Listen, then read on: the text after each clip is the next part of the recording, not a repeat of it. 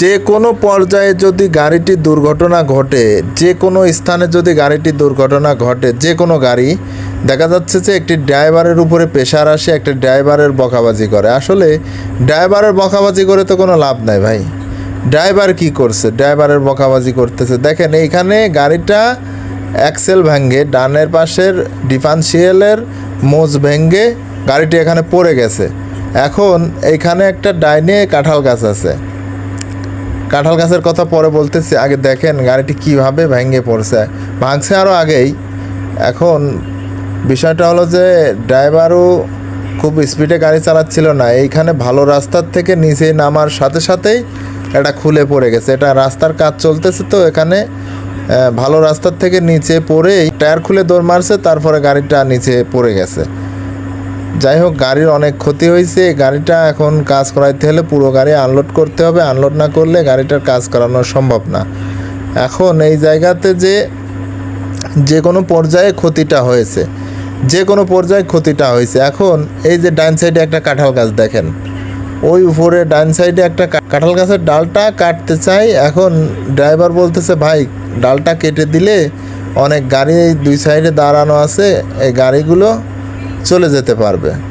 তো এখন এই ডালটা কাটার জন্য ফায়ার সার্ভিসের লোক, মানে এটা সঠিক কিনা আমি জানি না, এখানে লোকমুখে শুনলাম আর কি, ওই উপরে একটা ডাল কাটতে, ওই যে আমি উপরের দিকে তাকাইছি, ওইখানে একটা ডাল কাটতে ওইখানে টাকা চাচ্ছে বলে 8,000 10,000 টাকা।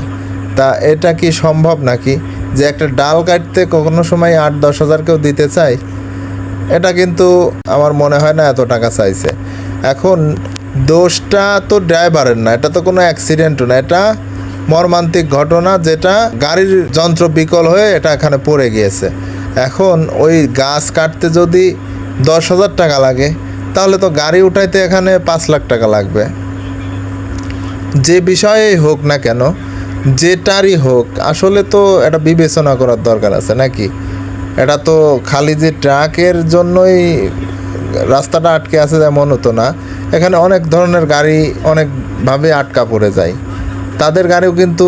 আর এই ট্রাক পড়লে এই ট্রাকের জন্য সব কিছু, ওই যে বাম সাইডে যে গাছটা দেখতেছেন, ওই গাছটার জন্য এই কথা বলতেছে, ওই গাছটা কাটার জন্য দিতে হবে তাদেরকে 8 থেকে 10,000।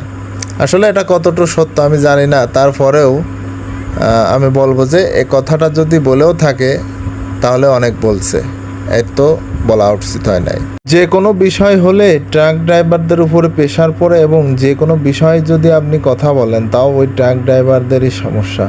ট্রাক ড্রাইভারের মাথার উপরে সবাই কাঁঠাল ভেঙে খায়, এবং ট্রাক ড্রাইভার ছাড়া কোনো পণ্য আনা নেওয়া করতে পারে না। আবার কিছুতে কিছু হলেই সে ট্রাক ড্রাইভারের দোষ।